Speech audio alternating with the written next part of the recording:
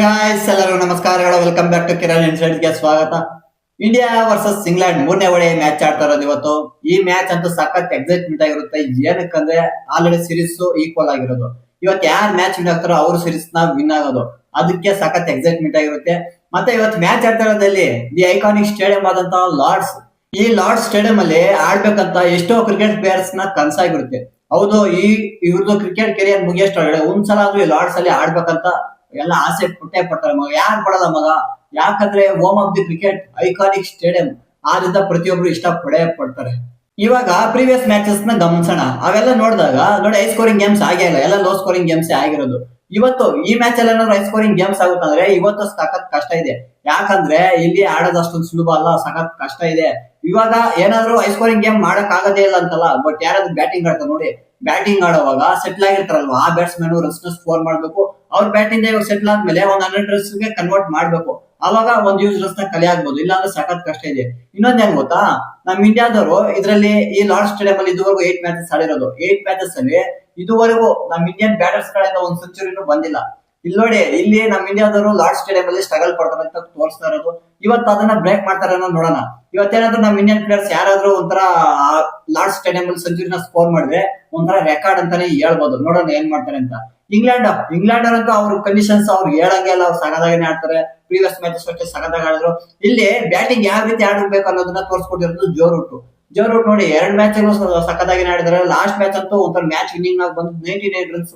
100 miss ಆದ್ರು, but ಆದ್ರೂ ಅದು 99 ಈಕ್ವಲ್ಸ್ ಟು 100 ಅಂತಾನೆ ಹೇಳ್ಬೋದು. ಆ ರೀತಿ ಆಡಿದ್ದು ಜೋ ರೂಟ್. ಯಾವ ತರ ಆಡ್ಬೇಕು ಗೊತ್ತಾ? ಜೋ ರೂಟ್ ತೋರಿಸ್ಕೊಟ್ಟಿರೋದು ಯಾವ ತರ ಅಂದ್ರೆ, ಮೊದಲು ಸೆಟ್ಲ್ ಆಗ್ಬೇಕು, ನಿಧಾನಕ್ಕೆ ಆಡ್ಬೇಕು. ಸ್ವಲ್ಪ ಇವಾಗ ಸೆಟ್ಲ್ ಆದ್ಮೇಲೆ ಆಮೇಲೆ ಅಗ್ರೆಸಿವ್ ಆಗಿ ಆಡೋಕ್ ಶುರು ಮಾಡ್ಬೇಕು. ಜೋ ರೂಟ್ ಅದೇ ಟೆಂಪ್ಲೇಟ್ ಫಾಲೋ ಮಾಡಿದ್ದು. ಇವಾಗ ಬೇರೆ ಬ್ಯಾಟರ್ಸ್ ಅಷ್ಟೇ ನೋಡಿ, ವಿರಾಟ್ ಕೊಹ್ಲಿ ಅಷ್ಟೇ ಸ್ಟಾರ್ಟಿಂಗ್ ಅಲ್ಲಿ ಸಗದಾಗಿ ಆಡಿದ್ರು, ಕೆಳಗಡೆ ಆಡಿದ್ರು, ಮೇಲೆ ಹೊಡೆಯಕ್ಕೆ ಹೋಗಿಲ್ಲ. ಅವ್ರು ಸ್ವಲ್ಪ ಸೆಟ್ಲ್ ಆದ್ರು, ಅವ್ರ ಕಡೆ ಇನ್ನೂ ರನ್ಸ್ ಬರ್ಬೇಕಾಯ್ತು, ಬಟ್ ಜಾಸ್ತಿ ಮಾಡಕ್ಕಾಗಿಲ್ಲ, ಹೊಡೆಯಕ್ಕೆ ಹೋಗ್ಬಿಟ್ಟೆ ಔಟ್ ಆಗ್ಬಿಡೋದು. ಬಟ್ ಆದ್ರೂ ಪರವಾಗಿಲ್ಲ, ಒಂದ್ ದಿನ ಚೆನ್ನಾಗಿ ಆಡಿದ್ರು. ಶ್ರೇಯಸ್ ಅಯ್ಯರ್ ಅಷ್ಟೇ, ಅವರಷ್ಟೇ ನೋಡಿ, ನಿಧಾನಕ್ಕೆ ಇನ್ನಿಂಗ್ಸ್ ನ ಬಿಲ್ಡ್ ಮಾಡ್ಕೊಂಡು ರನ್ಸ್ ನ ಸ್ಕೋರ್ ಮಾಡಿದ್ರು. ಆ ರೀತಿ ಆಡಿದ್ರಾಗ ಈ ಗ್ರೌಂಡ್ಸ್ ಅಲ್ಲಿ ರನ್ಸ್ ನ ಸ್ಕೋರ್ ಮಾಡಬಹುದು. ನೀವೇನಾದ್ರೂ ಬಂದಾಗೆ ಹೊಡೆಯಕ್ ಹೋಗ್ತೀರಾ ಅಂದ್ರೆ ಸಖತ್ ಕಷ್ಟ. ಇದನ್ನ ಇಂಡಿಯನ್ ಬ್ಯಾಟರ್ಸ್ ಅರ್ಥ ಮಾಡ್ಕೋಬೇಕು, ಇಲ್ಲಾಂದ್ರೆ ಸಖತ್ ಕಷ್ಟ ಆಗುತ್ತೆ ಮಗ. ಇಶಾನ್ ಕಿಶನ್ ಇವ್ರಿಗೆಲ್ಲ ತಡೆದಾಡಕ್ ಬರಲ್ಲ. ಮೇನ್ ಅದೇ ಪ್ರಾಬ್ಲಮ್ ಆಗ್ತಾ ಇರೋದು. ಇವ್ರಿಗೆಲ್ಲ ತಡೆದಾಡಕ್ ಬರಲ್ಲ ಅಂದ್ಮೇಲೆ ಅವಾಗ ವಿಕೆಟ್ಸ್ ಕೊಟ್ಬಿಟ್ಟು ಹೋಗ್ತಾ ಇರ್ತಾರೆ. ಆದ್ರಿಂದ ಸ್ವಲ್ಪ ಒಂದು 10 ಬಾಲ್ಸ್ 20 ಬಾಲ್ಸ್ ತಗೊಳ್ಳಿ ಟೈಮ್. ಯಾಕಂದ್ರೆ 50 ಓವರ್ ಫಾರ್ಮ್ಯಾಟ್ ಆಡ್ತಿರೋದು. ಸೆಟ್ಲ್ ಆಗಿ ಅದಾದ್ಮೇಲೆ ಬೇಕಾದ್ರೆ ಇನ್ನೂ ಬಾಲ್ಸ್ ಬೇಜಾನ್ ಇರ್ತವೆ, ಅದಾದ್ಮೇಲೆ ಆಡ್ಬೋದು. ಫಸ್ಟ್ ಸೆಟ್ಲ್ ಆಗ್ಬೇಕು ಕ್ರೀಸ್ ಅಲ್ಲಿ, ಅದಾದ್ಮೇಲೆ ಬೇಕಾದ್ರೆ ರನ್ಸ್ ಆಟೋಮೆಟಿಕ್ ಬರ್ತಾ ಇರುತ್ತೆ. ಈ ಗ್ರೌಂಡ್ ಅಲ್ಲಿ ನಾನು ಹೇಳ್ದೆ ಅಲ್ವಾ, ಹೈ ಸ್ಕೋರಿಂಗ್ ಗೇಮ್ ಆಗೋದು ಡೌಟ್, ಸಖತ್ ಕಷ್ಟ ಇದೆ ಅಂತ. ಇನ್ನು ಆವರೇಜ್ ಫಸ್ಟ್ ಇನ್ನಿಂಗ್ ಸ್ಕೋರ್ ಅಂತ ನೋಡಿದಾಗ 232 ಇರೋದು.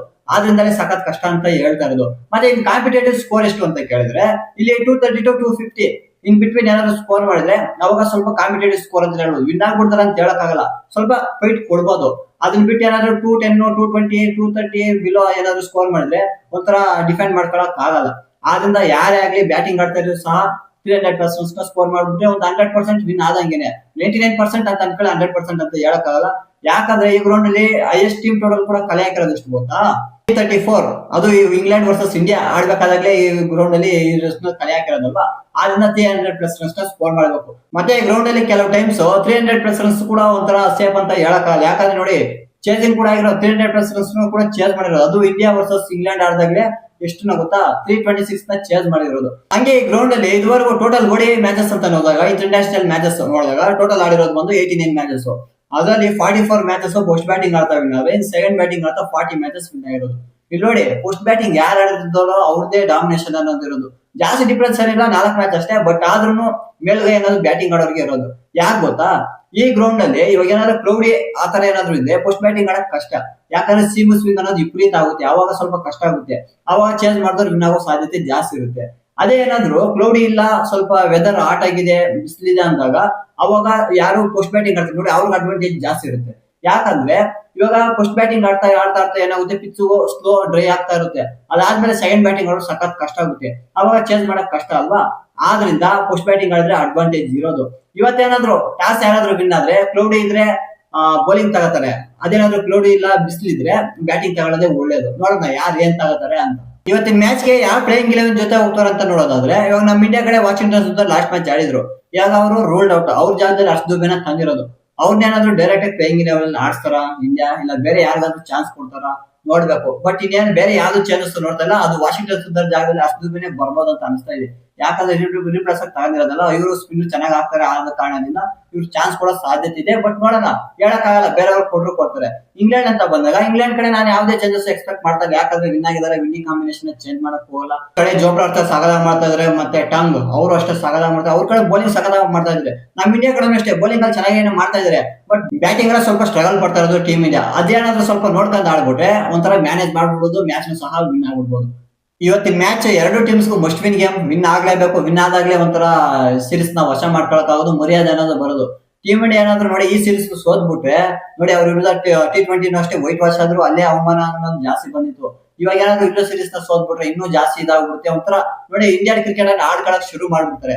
ಆದ್ರಿಂದ team India 100% must win game. Win ಆಗ್ಲೇ ಬೇರೆ ಚಾನ್ಸೇ ಇಲ್ಲ. ವಿನ್ ಆಗ್ಬೇಕು, ಸೀರೀಸ್ ನ ವಶ ಮಾಡ್ಕೋಬೇಕಷ್ಟೇ. ಇಂಗ್ಲೆಂಡ್ ಅವರು ಅಲ್ಲಿ ಮಾನ ಮರ್ಯಾದೆ ಕಳೆದಿರೋದಲ್ಲದೆ ಈ ODIs ಸೋತ್ಬಿಟ್ಟು ಇಲ್ಲೂ ಸ್ವಲ್ಪ ಇದು ಮಾಡೋಣ ಅಂದ್ಬಿಟ್ಟು ಯೋಚನೆ ಮಾಡ್ತಾ ಇರ್ತಾರೆ. ಅವ್ರೇನಾದ್ರು ವಿನ್ ಆಗ್ಬಿಟ್ರೆ ಸಖತ್ ಖುಷಿಯಾಗಿರ್ತಾರ ಮಗ. ಹೌದು, T20 ಸೀರೀಸ್ ನ ವಿನ್ ಆಗ್ಬಿಡ್ತಾರೆ, ಮತ್ತೆ ODI ವಿನ್ ಆಗ್ಬಿಡ್ತಾರಲ್ವಾ. ಆದ್ರಿಂದ ಅವ್ರು ಸಖತ್ ಖುಷಿ ಆಗ್ತಾರೆ. ನೋಡೋಣ ಯಾರು ವಿನ್ ಆಗ್ತಾರೆ ಅಂತ. ಇವಾಗ ಯಾರು ವಿನ್ ಆಗ್ತಾರೆ ಅನ್ನೋ ವಿಚಾರಕ್ಕೆ ಬಂದಾಗ ನಂಗೆ ಅನ್ಸ್ತಂಗ್ ನೋಡಿ, ಟೀಮ್ ಇಂಡಿಯಾ ಕಡೆ ಬೌಲಿಂಗ್ ಅಲ್ಲಿ ಚೆನ್ನಾಗಿ ಮಾಡ್ತಾ ಇದಾರೆ, ಇಲ್ಲ ಅಂತಲ್ಲ. ಇವರು ಬ್ಯಾಟಿಂಗ್ ಅಲ್ಲೇ ಸ್ವಲ್ಪ ಕೊಲಾಪ್ಸ್ ಆಗ್ತಾ ಇರೋದು ಟೀಮ್ ಇಂಡಿಯಾ ಕಡೆ. ಬಟ್ ಇಂಗ್ಲೆಂಡ್ ಅಂತ ಬಂದಾಗ ಇಂಗ್ಲೆಂಡ್ ಕಡೆನೂ ಬ್ಯಾಟಿಂಗ್ ಅಲ್ಲಿ ಕೊಲಾಪ್ಸ್ ಆಗ್ತಾ ಇದಾರೆ, ಇಲ್ಲ ಅಂತಲ್ಲ. ಬಟ್ ಜೋ ರೂಟ್ ಸ್ವಲ್ಪ ಅಲ್ಲಿ ಅವ್ರಿಗೆ ಚೆನ್ನಾಗಿ ಪರ್ಫಾರ್ಮೆನ್ಸ್ ಕೊಡ್ತಾ ಇರೋ ಕಾರಣದಿಂದ ಲೋಯರ್ ರನ್ ಅಲ್ಲಿ ಅವರು ಮ್ಯಾಚಸ್ ನ ವಿನ್ ಆದ್ರು. ಇಲ್ಲ ಅಂದ್ರೆ ಅವರು ಸಾಕಷ್ಟು ಸ್ಟ್ರಗಲ್ ಪಡ್ತಾ ಇದ್ರು. ಅವ್ರ ಕಡೆ ಬೌಲಿಂಗ್ ಅಂತ ಬಂದಾಗ ಬೌಲಿಂಗ್ ಅಲ್ಲೂ ಸಗದಾಗಿ ಮಾಡ್ತಾ ಇದಾರೆ. ಹಂಗ ಅನಿಸ್ತಂಗೆ ಇಂಗ್ಲೆಂಡ್ ಇವತ್ತಿನ ಮ್ಯಾಚ್ ವಿನ್ ಆಗ್ಬಿಟ್ಟು ಸೀರೀಸ್ ನ ವಶ ಮಾಡ್ಕೋತಾರ ಅನಿಸ್ತಾ ಇದೆ. ಏನಕ್ಕಂದ್ರೆ ಇಂಗ್ಲೆಂಡ್ ಅವ್ರಿಗೆ ಪಿಚ್ ಕಂಡೀಷನ್ಸ್ ಅನ್ನೋದು ಗೊತ್ತು, ಅವರು ಆಡಿರ್ತಾರೆ, ಆದ್ರಿಂದ ಅವ್ರು ಸ್ವಲ್ಪ ಈಸಿ ಆಗುತ್ತೆ. ಬಟ್ ಟೀಮ್ ಇಂಡಿಯಾದವರು ಸ್ವಲ್ಪ ಸೀರೀಸ್ ವಿನ್ ಆದಾಗ ಸ್ವಲ್ಪ ಕಷ್ಟ ಪಡ್ತಾರೆ. ಆ ಕಾರಣದಿಂದ ಹೇಳ್ತಾ ಇರೋದು ನಾನು.